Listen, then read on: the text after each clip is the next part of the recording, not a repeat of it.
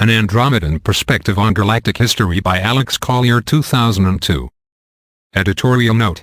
This was Alex Collier's final lecture before his retirement from the UFO lecture circuit in 2002. It has never been published before. It deals with information given to him by his Andromedan extraterrestrial contacts concerning galactic history. The information is vital for understanding the historical intervention by extraterrestrials. Investigations conducted by the chief editor of the Exopolitics journal point to the credibility of Alex Collier as someone who has physically interacted with extraterrestrials. Many thanks to Alex Collier for permission to transcribe and publish his presentation. All attempts have been made to transcribe this presentation as accurately as possible. Transcribed by Terry Callahan, June 2007. Abbreviations. AC, Alex Collier. Q, audience question. Introduction. My name is Alex Collier. I want to thank you very much for coming. This is going to be a very special treat for me. I love these small, intimate settings here, these living room types of things. I am very comfortable, and when I am in my element I like to talk, and I am definitely in the mood for a talk fest. The information that I shared this morning, I am going to go over it again, briefly, because I went through it so quickly and some of you weren't there. Essentially what we are going to be talking about is the 22 extraterrestrial races. The book that will be ready this spring is going to be called Defending Sacred Ground 2, ET22. I have been wanting to do this book for 10 years and now it's time to do it. The reason it's time is that there is so much going on in our solar system that we all need a scorecard. I hope to be able to share the knowledge that has been shared with me as to who these beings are and how they relate specifically to Earth, to us. In a nutshell, we are a composite of a lot of different races, 22 to be exact. It is a physiological fact that there are 22 different body types on the planet. And that is the result of the extraterrestrial races. I cannot share everything that I have in 2 hours, because I am sharing the stage tonight with Mike Russ. But I will be around and available, and the information will be put on the website. You will have it as soon as it is done, and proofed and edited. There will be a bound book version of that, but by then you will already have the information.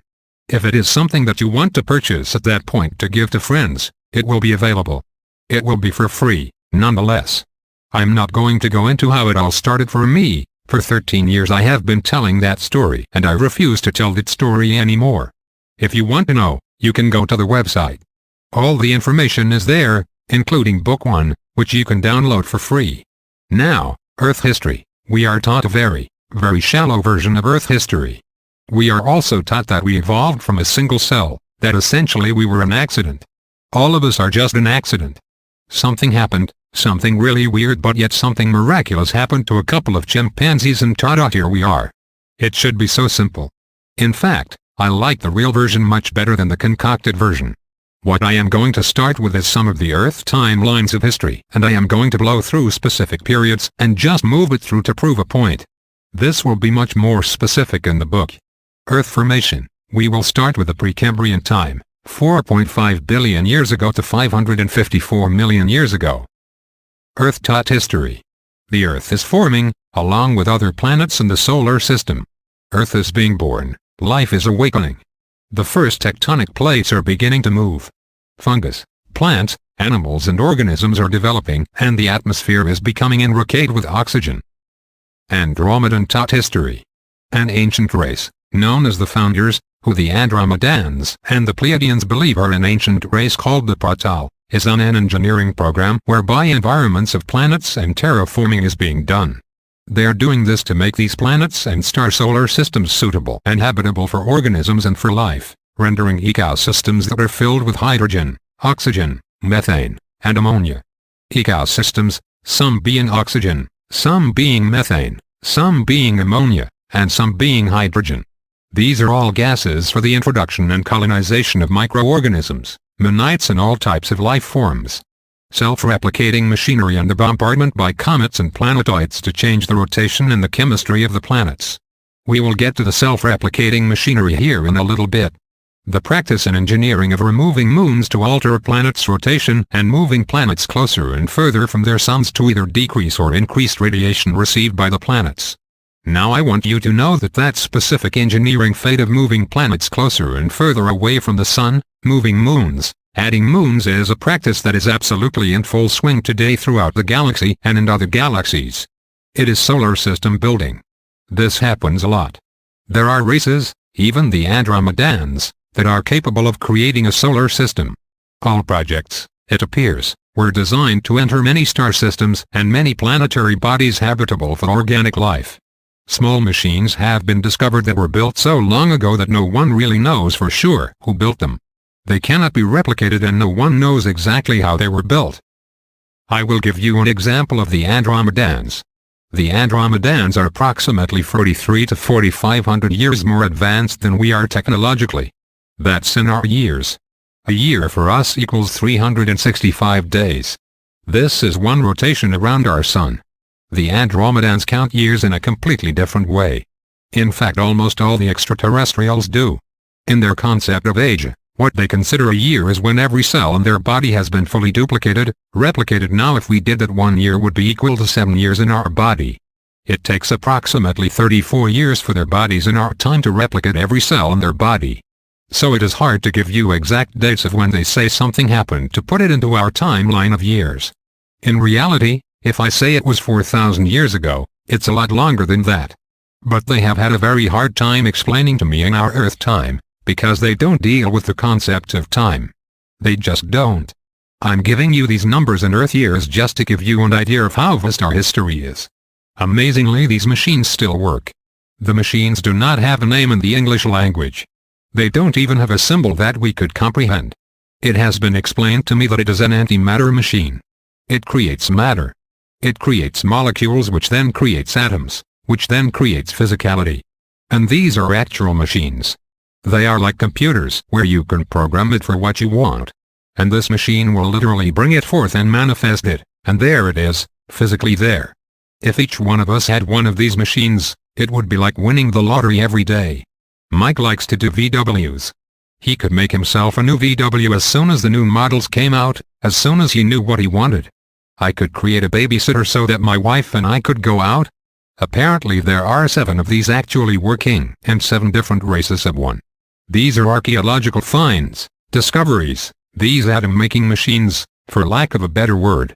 There is one here on the planet.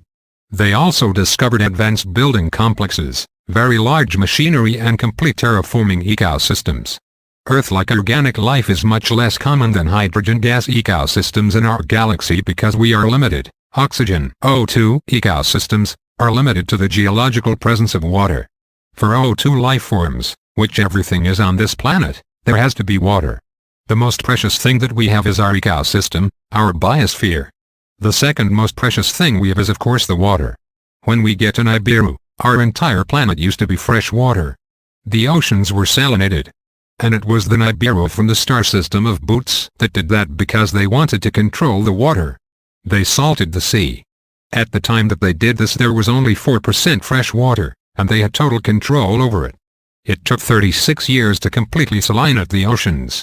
And it also gave time for all the life forms in the water to adapt very slowly. But we couldn't drink the water after that. This is all in our years. That is the only way I will present this to you. Otherwise it will get too confusing. Hydrogen ecosystems are much more abundant, as is methane, because they are not complicated ecosystems.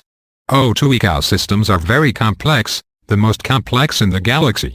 Archaeological evidence, records and legends point to the founders, the Pratal, as the creators and caretakers of this galaxy.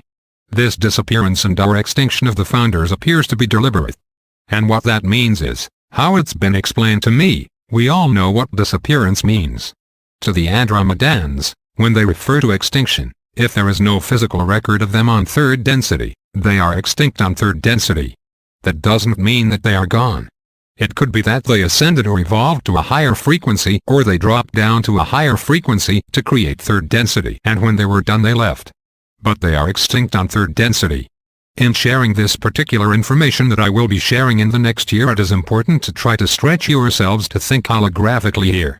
There are so many implications to this information, and it is difficult to try to express that because the English language is so limiting, to try to give you a concept of how this was all done. When the Pratal apparently left, according to the archaeological record, other life forms, sentient life forms, reptilian, human, plasmic, methane life forms all begin to appear. And do appear in our galaxy in full form.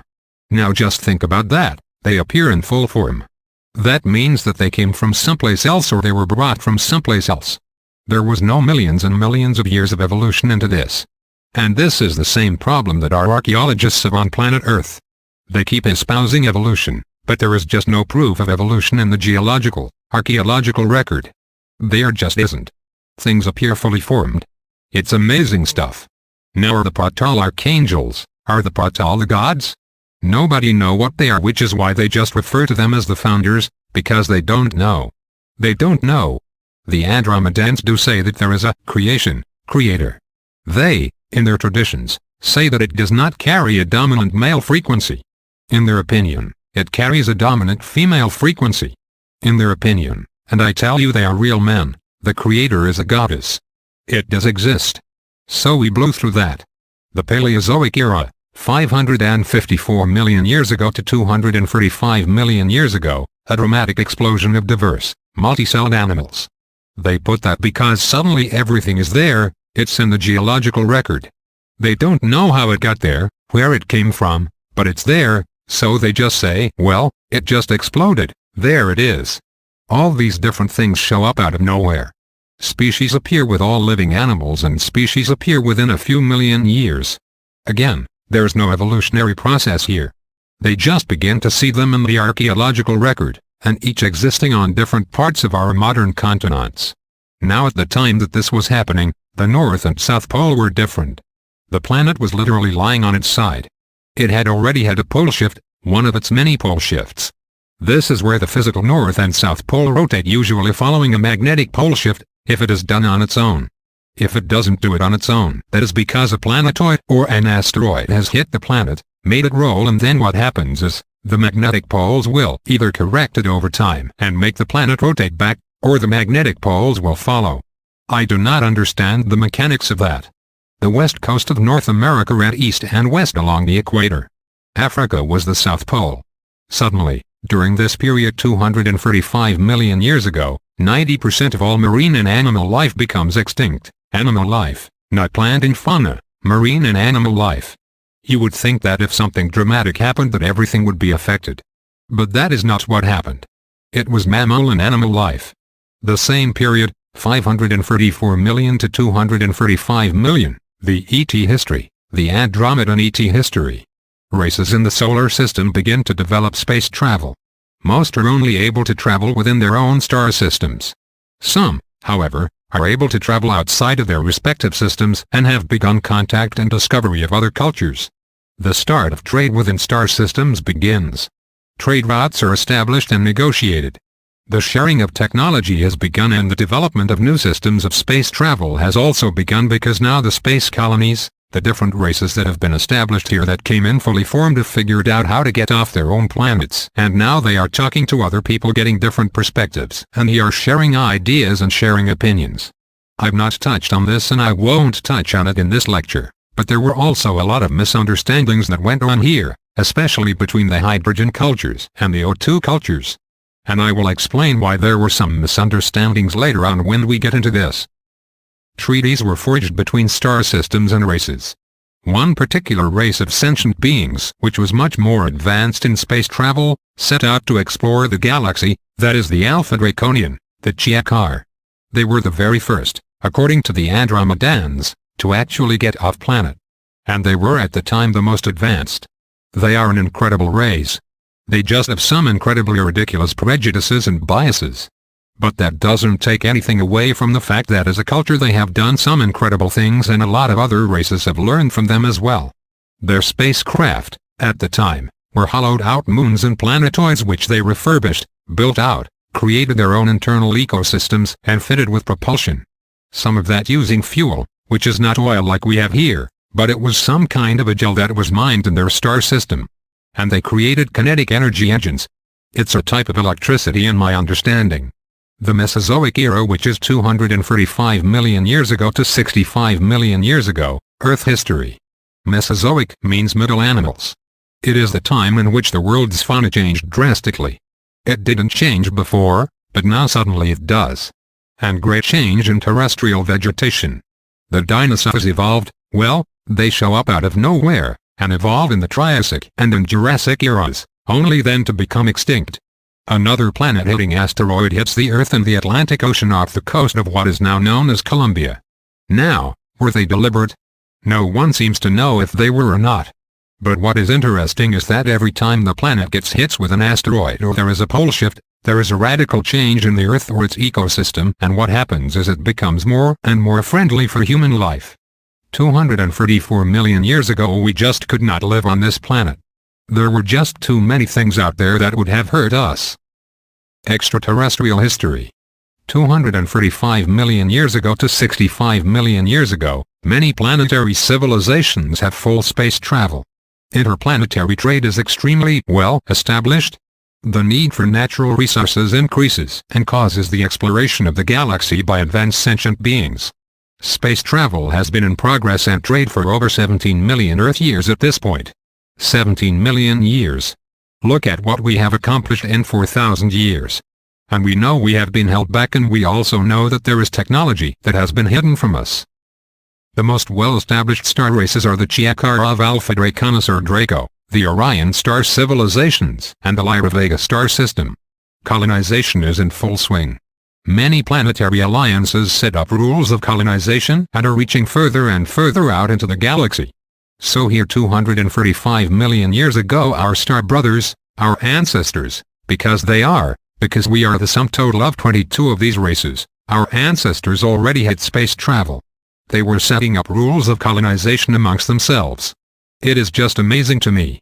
The discovery of space highways. What our scientists theorize to exist as wormholes. There are space highways. The discovery of these is made during this period. To date, 17 have been discovered in our galaxy alone, 17 wormholes. And for those who don't know what we are talking about, this is our galaxy, points to star chart, the little dots are the stars, and what you have are tunnels that go to different parts of the galaxy.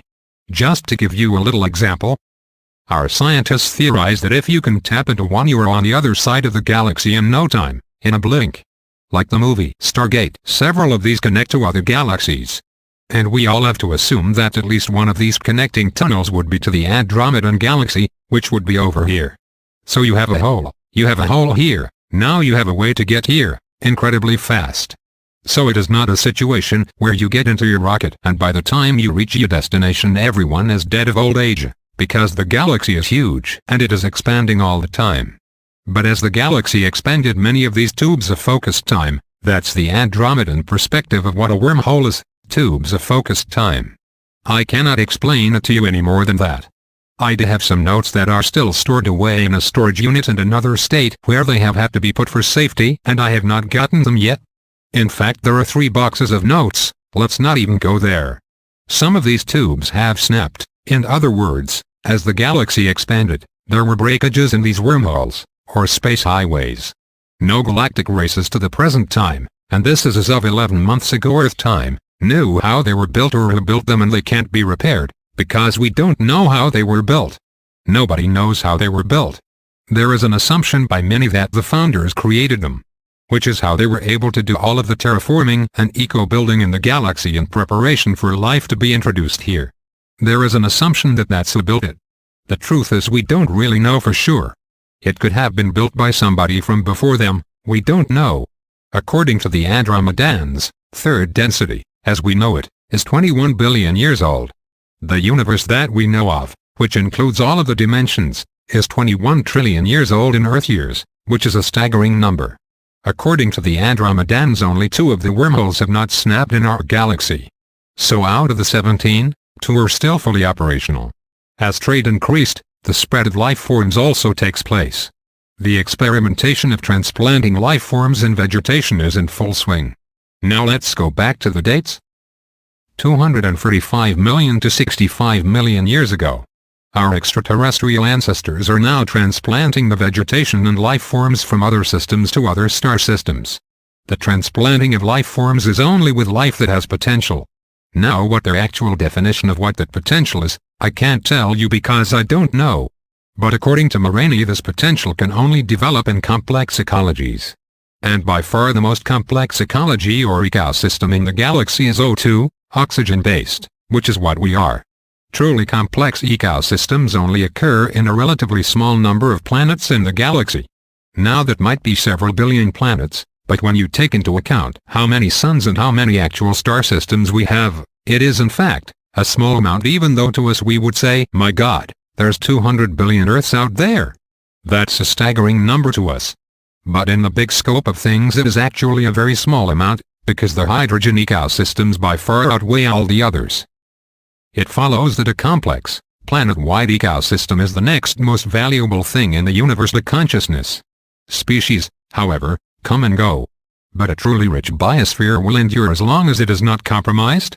Dinosaurs, birds, fruit trees are brought to our solar system and transplanted on the three ecosystems in our solar system. They are Earth, Mars and Uranus. All developed extraterrestrial races have already impressed on their civilizations that conservation of biospheres was and is simply a necessity. This is 245 million to 65 million years ago. They were already teaching their children about conservation of the ecosystem. The Cainozoic era, 65 million years ago to present. We are going to get through this and then we are going to get really down into some fun stuff. Earth taught history. Sometimes called the Age of Mammals, because the largest land animals and mammals show up at this time. It is also called the Age of Flowering Plants, the Age of Insects, the Age of Fish and the Age of Birds. Andromedan taught history. Our solar system is being visited more and more. Three very complex ecosystems exist here already, we've already covered that. The first full-time self-contained biosphere, called Andromedan, and I'm going to use that word, because that's what the Orions called it. That's what the Nibiru called it, and that's what the Pleiadians called it. An Eden, which is like a garden. It's a fully transplantable biosphere, having everything they need to exist somewhere else. We do not really appreciate how smart our ancestors are, because they don't always travel in very large spacecraft. But what they have learned to do is travel light and make sure that whatever it is they need they have or they can grow. Now, virtually every mothership has an internal ecosphere. We see the scout craft. We see the 4, the 5, the 100-mile craft.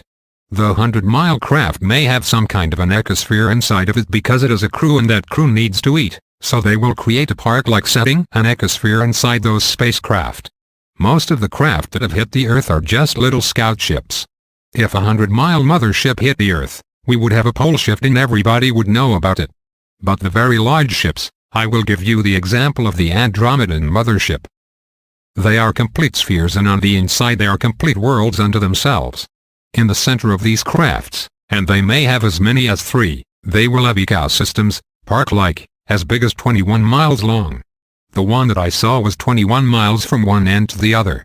The mothership, was 900 miles and for me to literally see every inch of that ship would take 25 years, that's how big it was. It had everything. In these parks you could not even tell you were in a spacecraft. You would think that you were in a park, Agra Hills, California, Rocky Mountain National Park, Central Park, although I wouldn't necessarily want to hang out there, but without the crime.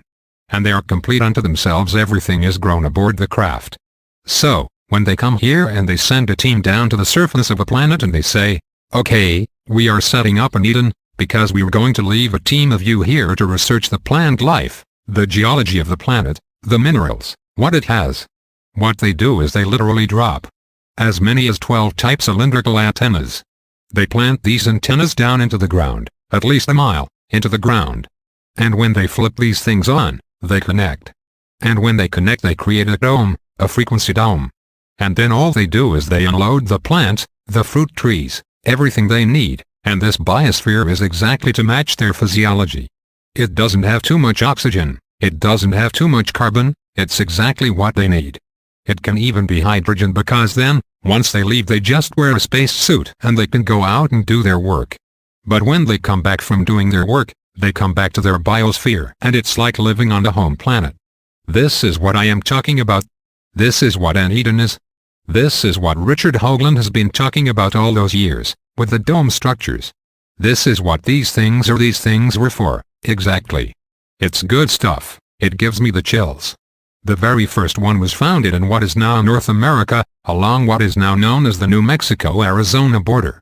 And it was founded by and established by the Chiakar, which are a hydrogen-based life form, so they had to have something like this. Hydrogen is a gas. It is not something we can use. Our physiology would not allow us to breathe it and live in an environment like that.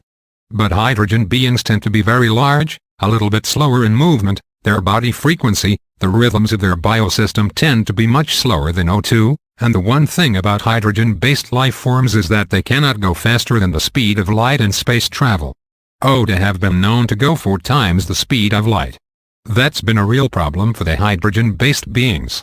In lectures years ago, I talked about how prejudice is an extraterrestrial perspective. All the prejudices we have, we've learned. We've formed some of our own, but the initial not liking any of your own race was taught to us by these guys millions and millions of years ago.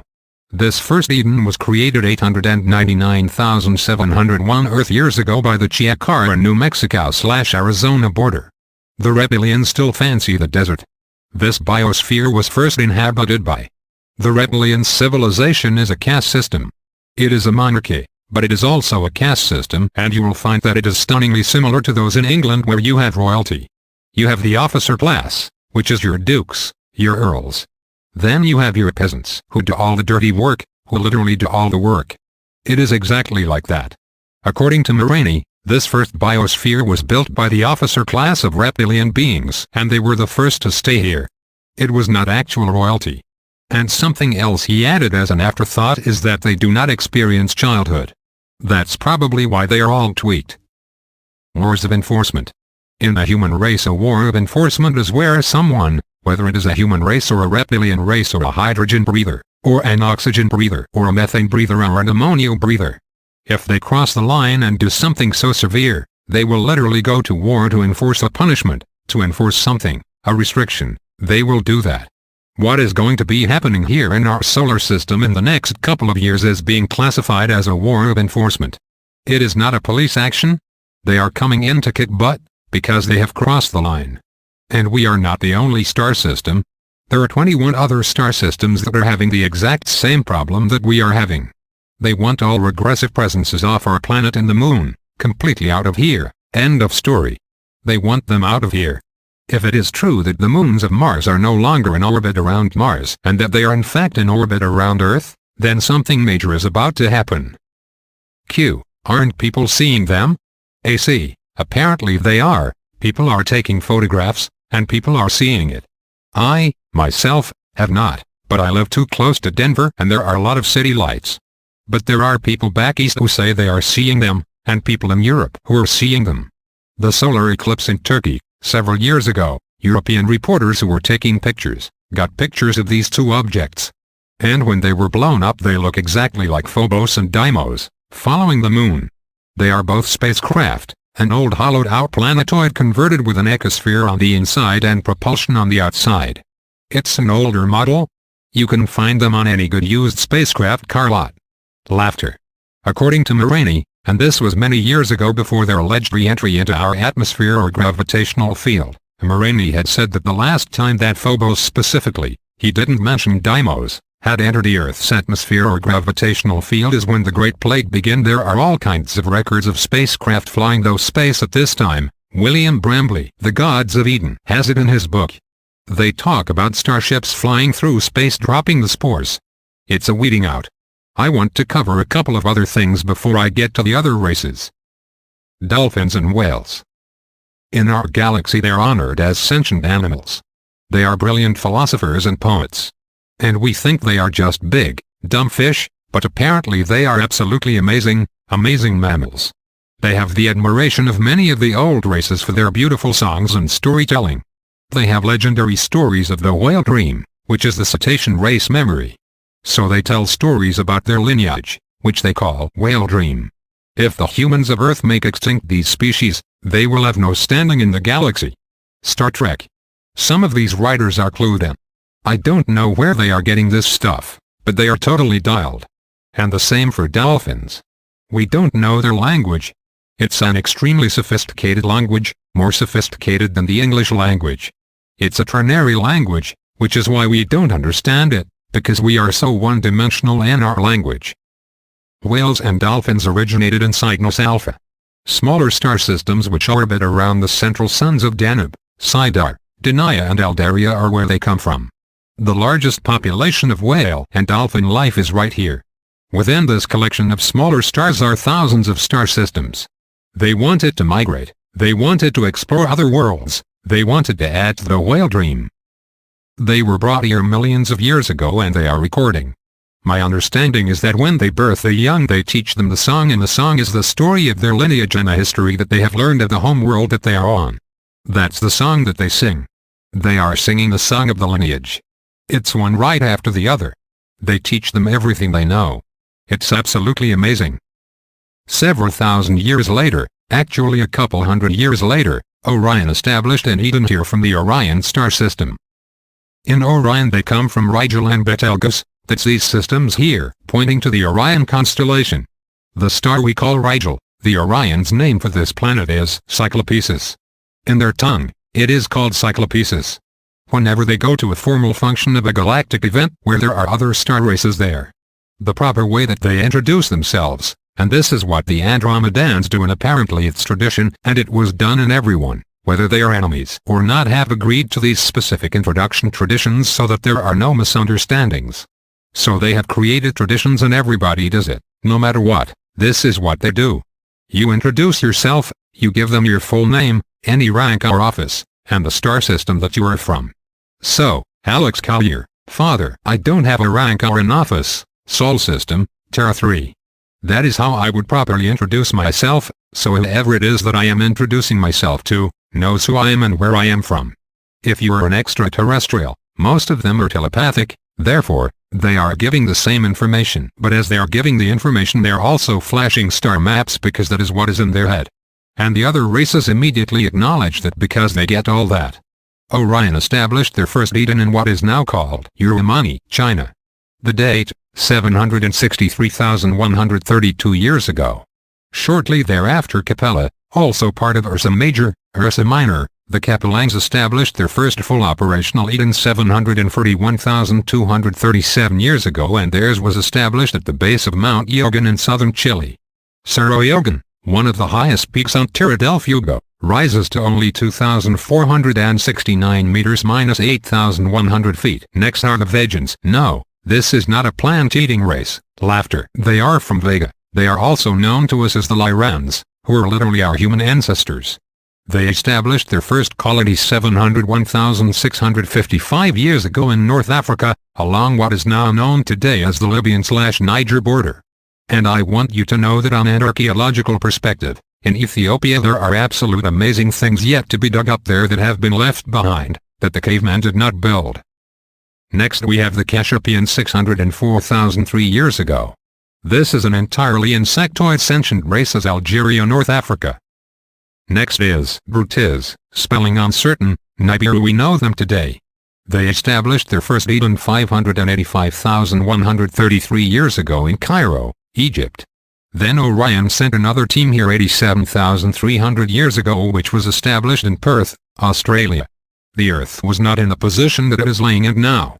If you were to take the planet as it is today and literally laying on its side, this is where they were colonizing, but these are the locations that we know today.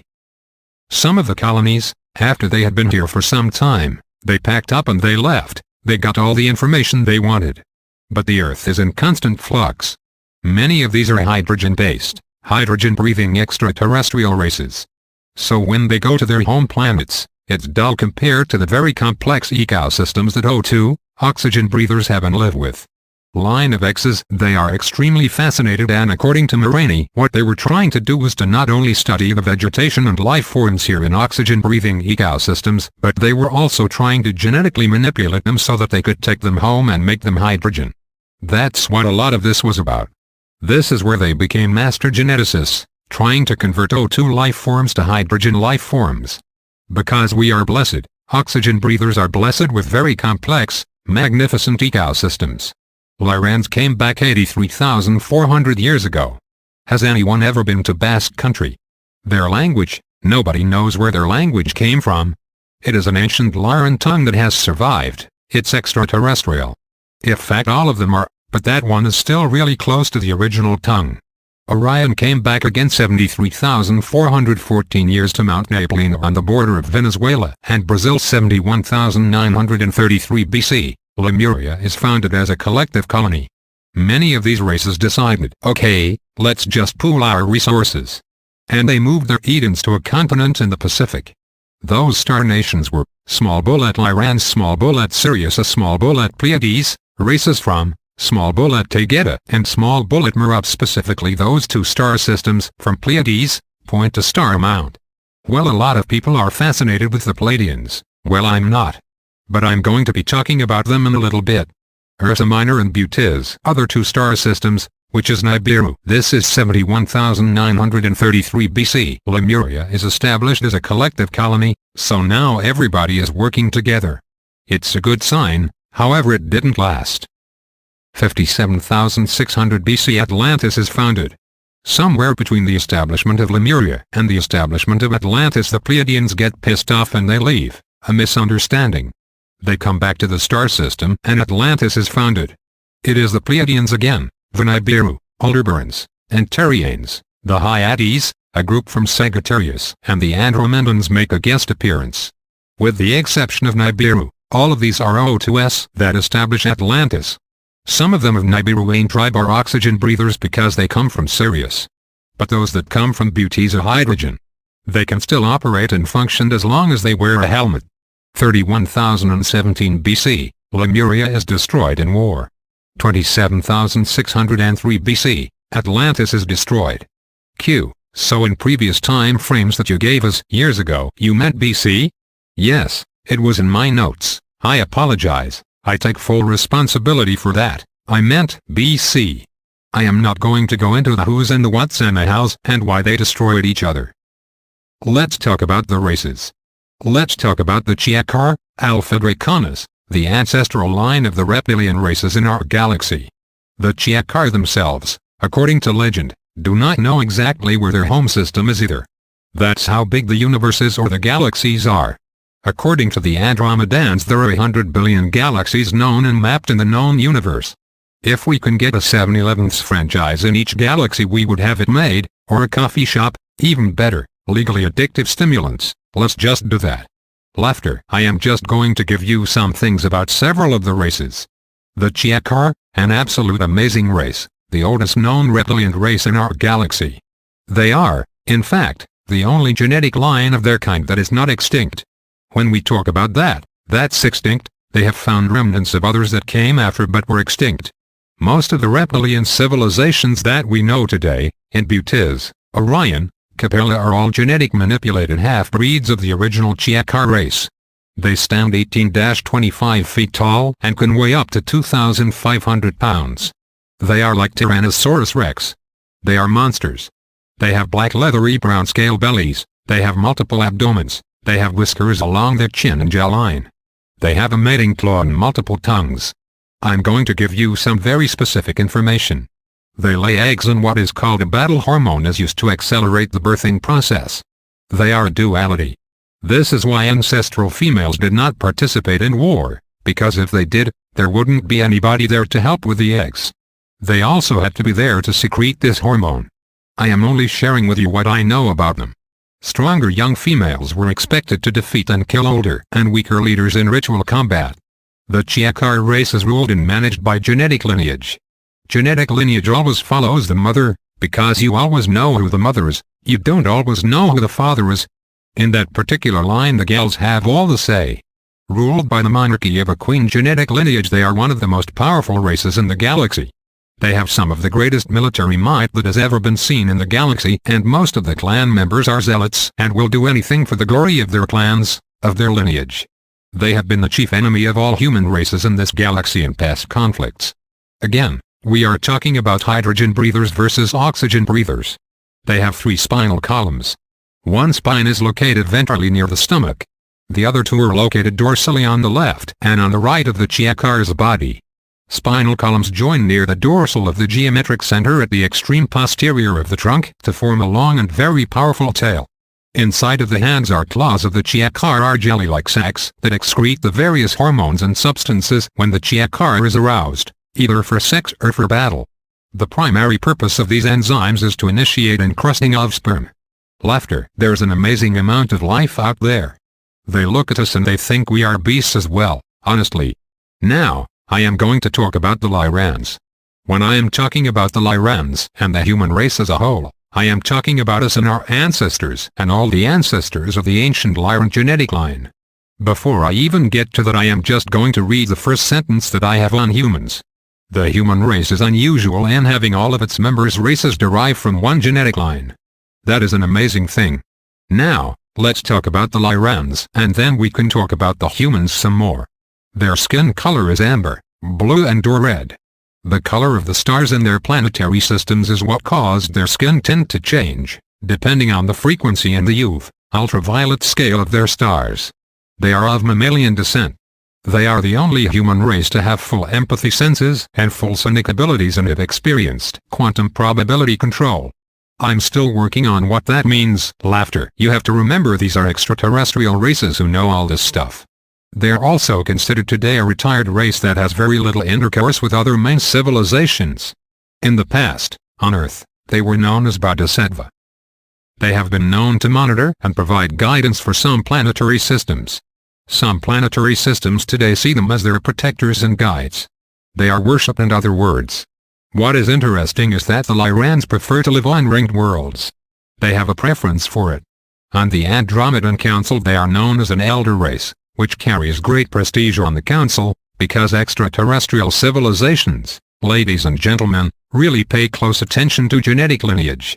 Now we are going to talk to the human race as a whole, how the Andromedans see the human race. The human race is unusual in having all of its member races derive from one genetic line. This accounts for the remarkable casual interactions of the great human civilizations, but for better or for worse, human galactic civilizations, even if they compose a single clan, have diverse evolutionary histories. Each culture is very different in the way they have evolved. Not as a species, but as a culture.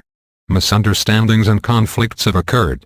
Traditions exist to minimize the likelihood of misunderstandings and to lessen the negative consequences of any miscommunications that might occur. So they were sentient enough to know that they had to put things in place to try to minimize human versus human war. In addition, the behavior of individuals does reflect on the species and the clan. This is an Andromedan human race sharing this with us, that the actions of individuals of those races do reflect on the entire clan. None are faulted for polite or proper behavior. Informality is always at risk of being misconstrued or miscommunicated. The traditions of human interaction were developed by the ancestors over the ages. When an elder race insists that a new civilization observe traditions, for example, the Andromedans come down, they introduce themselves. They say, "Okay, boys, it's time to go to the show." The show being the Andromedan Council, we are being asked to be invited to the Andromedan Council. What they will do is they will teach us the tradition, the proper way of introducing yourself, of acting before all these civilizations, because you will be misinterpreted if you walk in. Yo, man, what's happening? You will be completely misunderstood. Laughter. It helps the young races build a culture that will function well in galactic civilization, as well as help guarantee that this young race will become a virtuous and productive member of the Galactic Commonwealth. That is exactly Morani's verbiage. I took it word for word, the Galactic Commonwealth. It is important that all humans be as polite as possible. This helps both the young and the old cultures, because many of the old cultures are socio-biologically dependent on ritual. They have become so conditioned that this is just the way you do it. Their traditions are so deeply embedded that they are not going to change. We have that same situation here on our planet, and can be psychologically disturbed by informal and rude behavior. If the occasion calls for it, apologize and then speak only when spoken to. Never touch a fellow elder race person unless you are specifically asked to. That leads me to something I was taught when I was brought on board and I met other races. This is what the Andromedans do when they meet another race. And I was taught to teach this to everyone here, which I've done, and I am going to do it again. When you have a contact and you are standing before an extraterrestrial or extraterrestrials, you stand yourself square, you bow, never taking your eyes off of them, and you say, "It is the manner and custom when entering my space that permission be asked." You say it very clearly, because what you're doing is you are declaring your sovereignty and you are declaring your space. Alright, because we are not that well thought of, so it is important to do something like this. You have 10 seconds to make a good first impression. It is the manner and custom when entering my space that permission be asked. We would have to say it verbally. They would probably respond telepathically. Q. And if we didn't say that? AC. There is always the possibility that your space would be violated. The Greys, DAOs, would, absolutely. But nobody knows to do that. And besides, they wouldn't approach you that way. They always steal you out of bed because they are little freaking cowards. No, I don't have any charge on that. Laughter. Most human galactic races have 3 languages, and these difference markers are formal, informal and differential. The differential apparently is what is used in a lot of politics, galactic politics. The formal is when you are addressing your own race, like State of the Union. It is also when you are talking to elders. If I am a young Terran and I am addressing an elder of my race, I am to use the formal. The informal is informal. Yo blood, what's happening? Laughter. The informal marker is not used ever in public. Always ask if both parties are comfortable with the informal language. I would have to say, Mike, do you mind if I talk trash? And Mike would have to say, sure, man, talk trash. Laughter. Then we are both agreed and I can talk trash. It's probably a bad example. The formal marker is always used in public because you always want to regard your partner in conversation as worthy of respect. The prestige of a mature race is always subject to debate. Small bullet. The first measure of the general rule of prestige is number 1, the age of the race. Small bullet. The second index is the race's lineage. It all comes back to genetics. Small bullet. The third index is the number and size of the race or the clan or the tribe. In standard introductions, always include identification by full name, species name, any relevant titles, and your home planetary system. Species name and planetary system, for example, Sol, Terra 3, because our star is known as Sol. We are Terra, which is third planet from the Sun. If you were on Mars you would say Sol, Terra 4. I am going to talk about the Greys, the DAOs. DOW is how the Andromedans refer to them. The DAOs are the reticulums from the constellation of Zeta Reticulum. The Andromedan word for this particular race, when tweaked and converted into English, is DAOs. They are known as the DAOs. They are a militant race known to be very hostile to humans. Humans have never been able to successfully negotiate with the DAOs. I am sure that our military wished that they knew about this in the 50s. They made agreements, they signed treaties, and the DAOs have never kept one of them, but they are so technologically advanced that we are having a hell of a time getting rid of them. They are known in the inner circles as a pain in the ass. That's informal. Most avoid them at all cost. They have little empathy, if any at all, for human races, and believe that unworthy species will one day be exterminated. They have participated in all wars of enforcement. I want you to hold that thought. We will come back to that. The original ones are hydrogen. The little ones, who do most of the dirty work, are of course, just organic clones. They have been genetically bred to do the dirty work in O2 atmospheres. They have participated in all the wars of enforcement declared by the reptilian alliances. Humans have also had wars of enforcement, and have been attributed with 3 accidental extinctions in the last 10,000 years. Audience member asks, who? The DAOs? Let me read it again. The Greys have participated in all wars of enforcement declared by the reptilian alliances and have been attributed with 3 accidental extinctions in the last 10,000 years. It doesn't say who, so I am not going to say it was humans because I don't know that. The fact that they exterminated a race is enough for me. They are under investigation for excessive genetic manipulations of at least 2 races, your Earth race being one of them. Editorial note, missing material ends here. It may not be inappropriate to speculate that some extraterrestrial group did not want you to read from the start of this transcript to this point. And something else he added as an afterthought is that they do not experience childhood. That's probably why they are all tweaked. Wars of enforcement in the human race. A war of enforcement is a war when someone, whether it is a human race or a reptilian race or a hydrogen breather, or an oxygen breather or a methane breather or an ammonia breather, if they cross the line and do something so severe, they will literally go to war to enforce a punishment, to enforce something, a restriction. They will do that. What is going to be happening here in our solar system in the next couple of years is being classified as a war of enforcement. It is not a police action. They are coming in to kick butt, because they have crossed the line. And we are not the only star system. There are 21 other star systems that are having the exact same problem that we are having. They want all regressive presences off our planet and the moon, completely out of here, end of story. They want them out of here. If it is true that the moons of Mars are no longer in orbit around Mars and that they are in fact in orbit around Earth, then something major is about to happen. Q. Aren't people seeing them? AC. Apparently they are. People are taking photographs, and people are seeing it. I, myself, have not, but I live too close to Denver and there are a lot of city lights. But there are people back east who say they are seeing them, and people in Europe who are seeing them. The solar eclipse in Turkey, several years ago, European reporters who were taking pictures, got pictures of these two objects. And when they were blown up they look exactly like Phobos and Deimos, following the moon. They are both spacecraft, an old hollowed-out planetoid converted with an ecosphere on the inside and propulsion on the outside. It's an older model. You can find them on any good used spacecraft car lot. Laughter.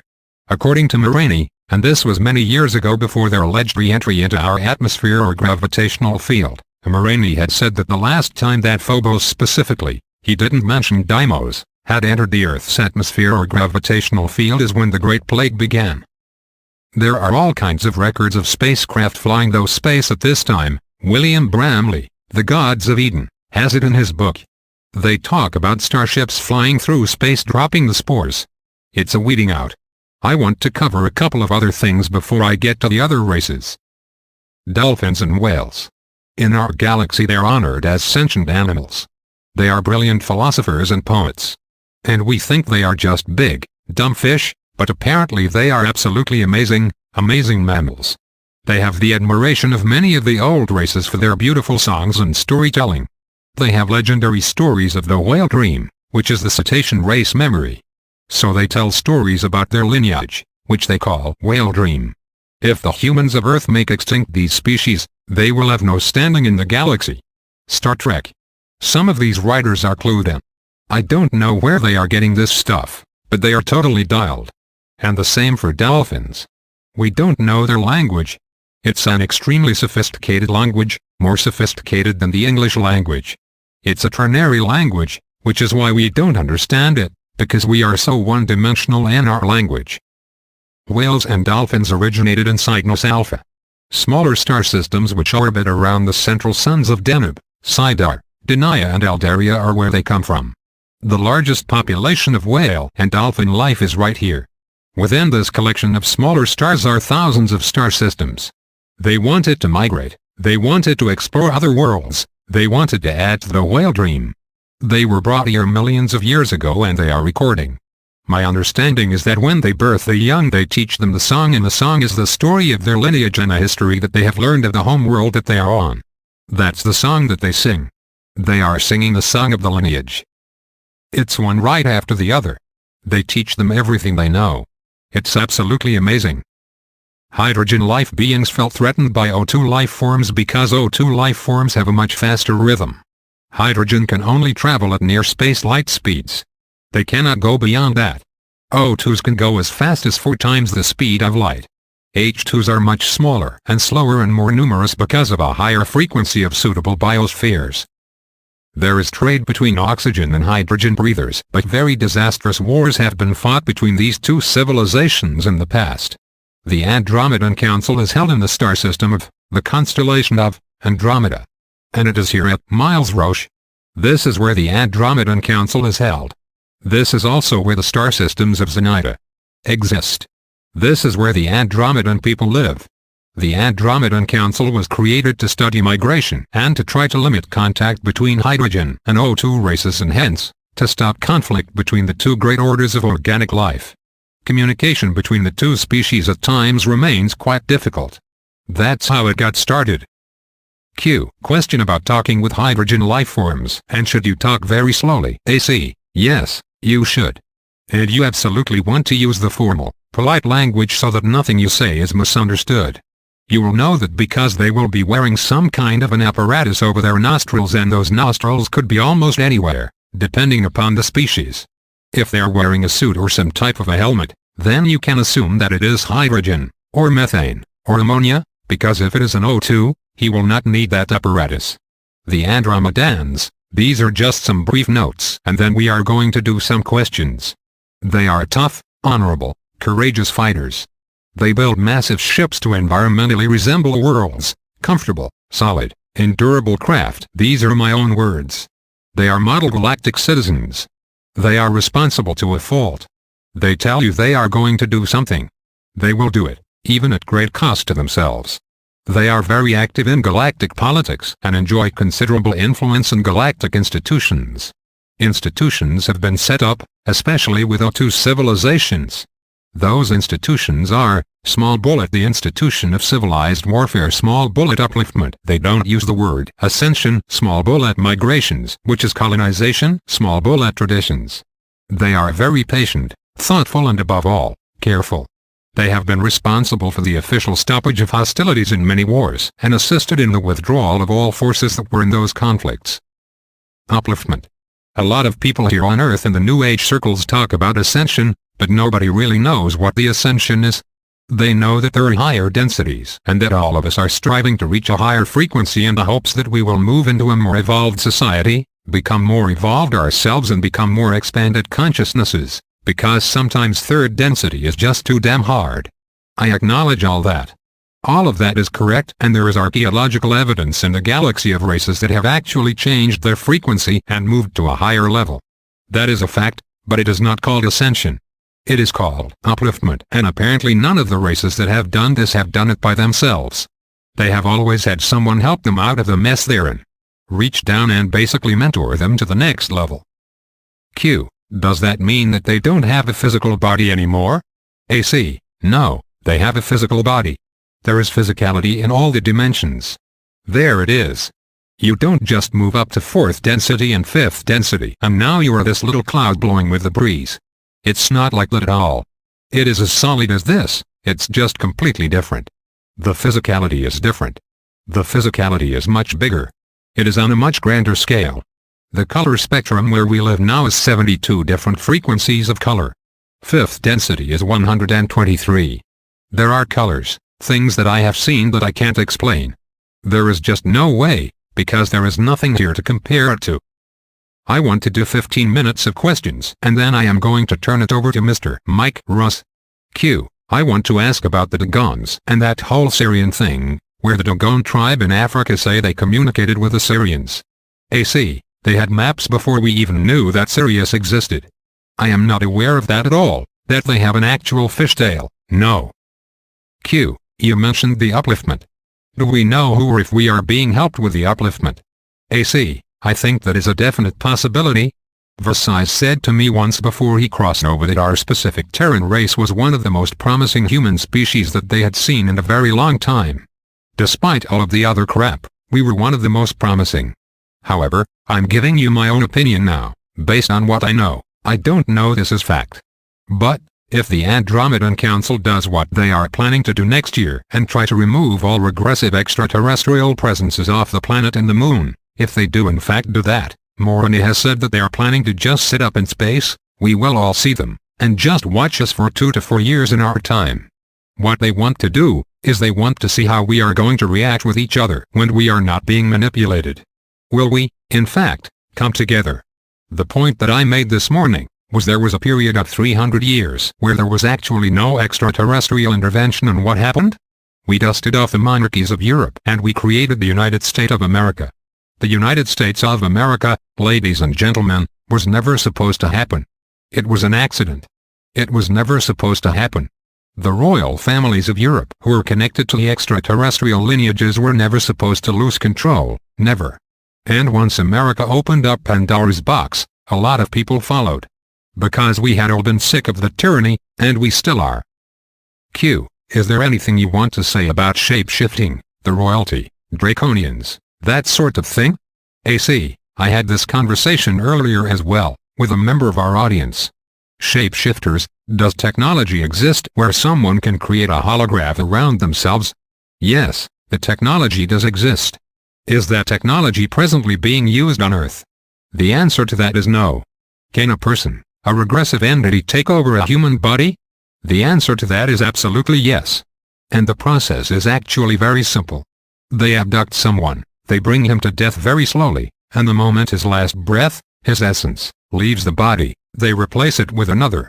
Several moments later, that body will rise off the table. It will be the same physical body, but inside, it is a completely different agenda, because now it is a different soul. That technology does exist. Q. Would you call that a walk-in? AC. Yes, I would.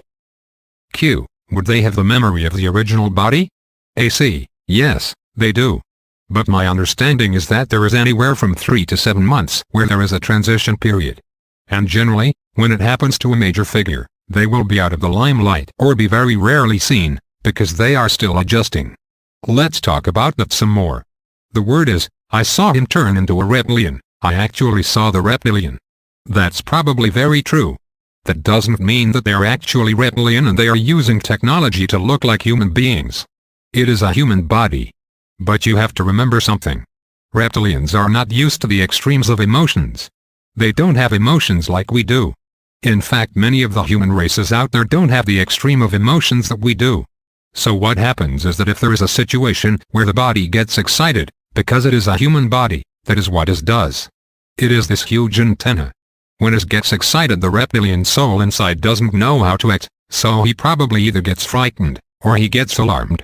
And when he does that, because they are extremely powerful souls, you see a projection of themselves in their auric field. You will see it, because they are not used to the emotions. They don't know how to handle it, and that is part of the transition period. That's what I have been told. Q. Can an original reptilian have sex with a human being? AC. Yeah, but no offspring will come of it. If there is offspring, it is because there was a genetic manipulation. Q. Why would they do it then? AC. I actually don't know that it actually has been done, but it can, and they do have a phallic.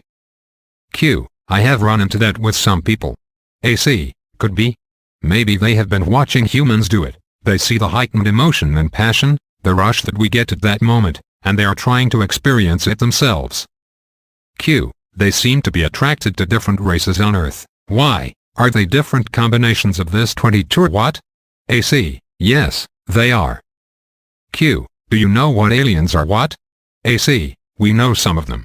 I am not prepared to talk about that tonight, but we will do it really soon. I promise within probably 4 weeks, it will be up on the website. I'm extremely motivated to create a scorecard, so everybody knows who everybody is. Especially if this thing is coming down. We need to know, or at least the information needs to be available.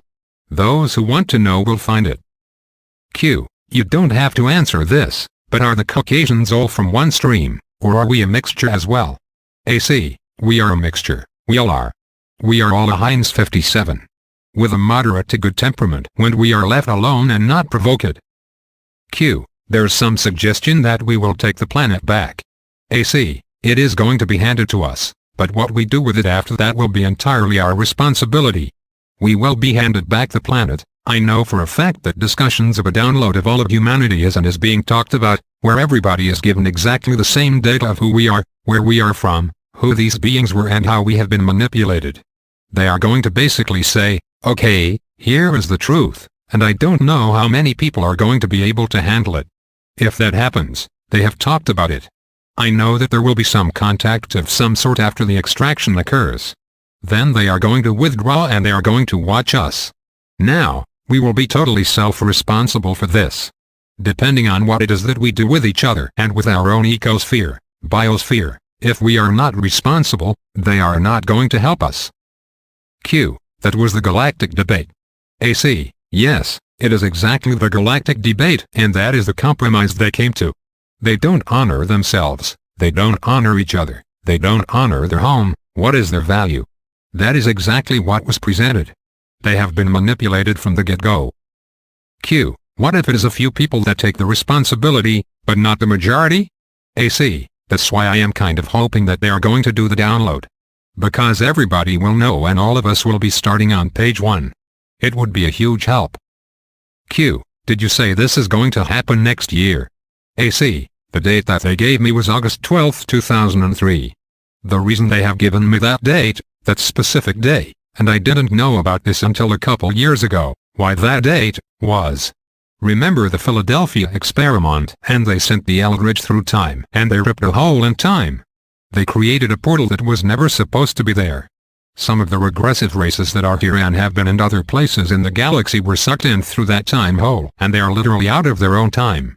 And the idea is to round them up and literally say, okay, we are either going to take care of you here and now, or you are going to be allowed to go back through that hole, because it opens on that day. Q. Is it 60 years? AC. Yes, so when that hole opens they are going to have the opportunity to back to their time to where they belong. The hope is that they will do it, and the thought is that they actually will do it. Once that hole closes, there are apparently galactic races that have been recruited from outside our galaxy who know how to fix it. And they're already here, apparently, and as soon as that hole closes they are going to seal it forever so that it never opens again. It didn't cause problems just for us. It caused problems for everybody because it created a bridge between two different times. Q. What will we experience on that day? AC. That's a great question. Laughter. That's a really great question, and I have absolutely no idea. All I can tell you is that unless I hear otherwise I will be taking that day off of work. If it has been postponed, I will go to work. If I haven't heard any change in the schedule, I will not be going to work that day. Q. Is there any correlation between this event and the approaching of Planet X? AC. That is a great question too. Planet X, 2 years ago, and I am on the record as putting this on the website, a portion of the Nibiruan family, the Yankee line, approached the Andromedan Council and asked for permission to enter our solar system to retrieve mining equipment and other materials that they had left behind when they left here. There was a considerable amount of debate. The Andromedan civilization itself was staunchly against it because the Nibiruans are not known for keeping their word. However, the Andromedan Council itself ruled okay, we will allow them in. And they are in fact coming. What is coming is not a planet. It is an intelligently guided planetary-size craft. It can maneuver, it can change direction, it can come and go anywhere it wants. It is not in an orbit, like we have been taught. Q. So it can't hurt us. AC. It can hurt us, if it comes too close to us. Its field will cause a lot of problems here. Q. Is it as big as they say? AC. Sure. The Andromedans have told me of races that have mother craft from the Andromedan galaxy that are twice the size of Jupiter that house over 1 billion beings on it. That's amazing. I can't imagine being stuck with the same people. Let me finish the Nibiru thing. They are coming. What's going to happen? I have no idea. I can honestly tell you this, though. The Andromedans expect them not to keep their word, to just pick up their mining materials. Much of that mining material is in the rings of Saturn, for the record. Exactly what is a regressive? How do they know who is a regressive extraterrestrial or hybrid? The Andromedans monitor? When they send in their teams to start studying a planet, a race, for induction, for mentoring, what they do is they monitor their chains of thoughts. And it is by their chains of thought that they can tell who is evolved, who's regressive, who's benevolent, who's empathetic, etc., etc., by the chains of thoughts. They have technology that literally is more than a picture of a brainwave. It's like a photocopier. It literally takes a brainwave and takes a picture of an intent and of a thought. And if they see a chain of thought that is very regressive, they are marked and they know exactly where they are and who they are on this planet. They know exactly. And they are not the only ones. There are other races that are part of the council. There are 38 different races in our solar system and just outside of it right now. And they are all sharing data, and they are just waiting to find out what is going to happen here. Q. Like Hitler would be considered a regressive? AC. He would be considered a regressive, but is he a walk-in? If he is not a walk-in, he stays. We will have to deal with him. If he is a walk-in, he is out of here, because he is not the birth soul. Are we all clear on that? Q. What about the Illuminati? AC. Many of them are walk-ins. But there is one family, and I have been told not to say, because it would get me in a lot of trouble. But I am going to tell you the circumstances. There is one family where the children are birthed of a line, and when the child reaches 3 years of age the exchange takes place. This same family is basically used as a carrier. They are not the actual genetic lineage, but they have been propped up to be the genetic lineage. Do you follow what I am saying? They have been propped up to be the actual lineage because that is the lineage that this particular race has chosen to walk into. Q. For breeding purposes? AC. Yes, for breeding purposes, thank you. I didn't want to come right out and say it because it gives me the creeps. Q. Some Illuminati will be removed and some will not be removed. AC, the walk-ins will be removed. The actual alien genetic beings will be removed. If they're actually true Terrans and they are just sons of bitches, we are stuck with them because that is our race. The fact that they have a mental psychosis is not a problem that the Andromedan Council wants to deal with. We need to deal with that. We need to take responsibility for our own race. And again, this goes back to the traditions. The actions of an individual are a reflection on the clan and the species. And that is what they live by. There is going to be a big learning curve for us if this all goes down the way it might go down. I honestly don't know. Q. Is there some kind of mark so they know who is regressive? AC. What kind of a mark? They don't need a mark. They have their brain waves. They have their chains of thought. What they do is they plug it in. They have their own type of satellite machinery and they plug in this brainwave frequency. And their computers, which are incredible, monitor every move they make. And they are recording every thought in every action that they make. And they are recording every thought in every action that they make. And they will answer for it. Q. Do you think that those that are in this room and other rooms similar that you are talking to, that the reason for it is that we will possibly be there to help with the transition? AC. I would think so. People are not going to know how to process the downloads. Like your devout Jewish people, your devout Christians, they are going to have a really hard time transitioning with this information, because all of their belief systems are going to implode. And they are going to need to process this, and it is going to be one hell of an interesting experience for all of us. Organized religion will be gone. It will be gone in a heartbeat. Q. Some people listening to you are going to think you are a lunatic. AC. I have been told that, but fortunately my wife and my children don't think so, and that's really all that matters. They are going to see extraterrestrials. They are going to see very large spacecraft. They are going to see hundreds and hundreds of miles, maybe thousands of miles of motherships in the sky. Are they going to look at me and say, I don't really see that? And then who is in denial here? I think that there is a move to really educate people, and I think that there are elements within world government that are benevolent, that are really trying to solve a very difficult problem, that are trying to help. I think that is why the Disclosure Project has been allowed to get off the ground, because for those of us that have been studying this information, that is the smoking gun. That whole thing is about the speakers, it's about the guys telling their stories, it's not about Stephen Greer. I want to make that crystal clear. I think Stephen has done everybody a great service, but it is not about him. It is about the guys on the tape that are putting it on the line. My wife and I talk about this stuff at dinner. We have had Mike Russ over to the house several times. We talk about it, and the frustration for us is, how do we get this information out there? It's hard. All I can do is offer it. I can't make a living at this, that's for sure. Q. Because we believe we have taken the initiative, would it be possible that the Andromedans may want to also include us as spokespeople? AC. I have been talking to them for 15 years about adding more people to the list. Laughter. My understanding is that many people in the next several years are going to be contacted.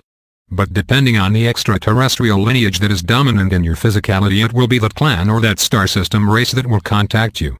That is how it is done. It's all about the lineage. Out there, and it is here. It really is. This has been a pleasure for me. I get a lot of this off my chest and my head. Maybe the hair will grow back now. I just want to say thank you.